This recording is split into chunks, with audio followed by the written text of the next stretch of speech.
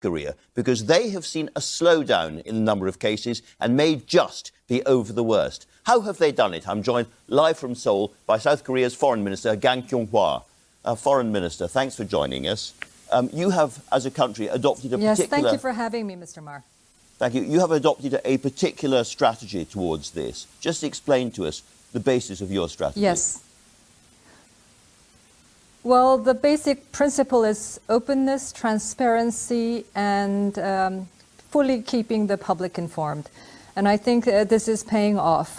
We have a very good healthcare system to begin with. We have a system that is highly wired, as you can imagine, and fully utilizing that, we have dealt with this outbreak from the very beginning with, just full transparency, and that's the way we've won the public trust and support for this. And as you say, we are seeing a stabilizing trend.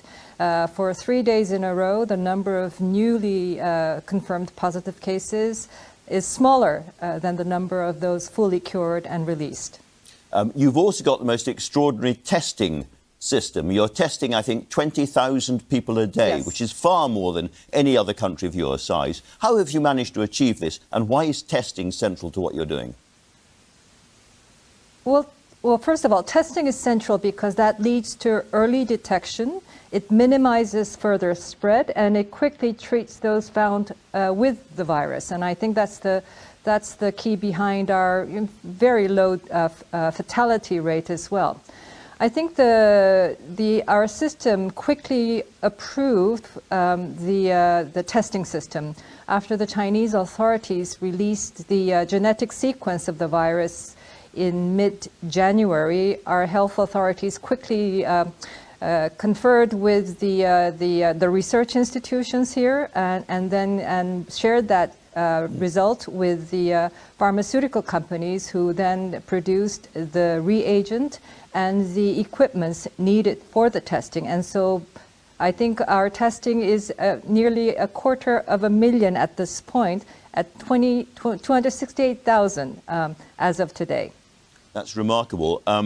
The other thing that you do, of course, is that you monitor people afterwards. You're not going into the same kind of lockdown, social yes, exclusion that a lot of European countries are, but instead you're monitoring people by phone app. Mm-hmm. Again, can you explain why you're doing that and not closing down large chunks of your country?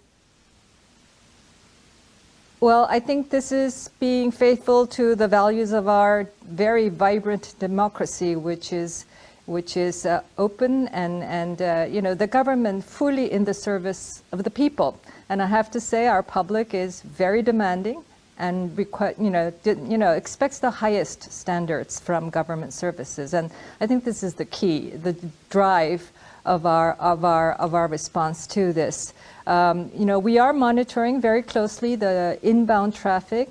We have also put in place vetting of outbound traffic so that we minimize the risk coming in from the inbound traffic, but also make sure that we do our very best to contain the spread within country, but also taking steps to vet those with possible symptoms among those who are leaving the country. The number of new cases is slowing down. Do you think you're over the worst now? Well, the peak of new cases was in late February, when we had hit over 900 new confirmed cases. That has now come down to 76 new cases as of today. So yes, we are definitely seeing a normalizing trend, reduction of new cases. But of course, we're not complacent.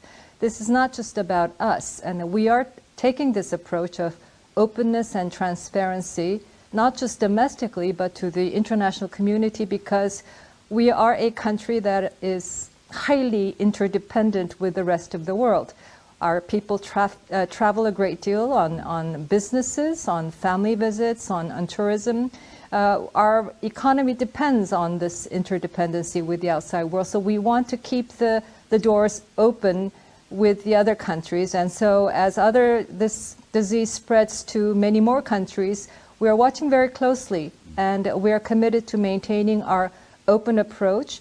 It may not be applicable in other countries with less IT infrastructure and other values, but I think in the end, we have to acknowledge that this is not going to be the last time a novel pathogen becomes a global health threat. So we hope that our experience and our approach and model informs other countries dealing with this COVID-19, but also leading to greater international collaboration for better preparedness when this comes around the next time.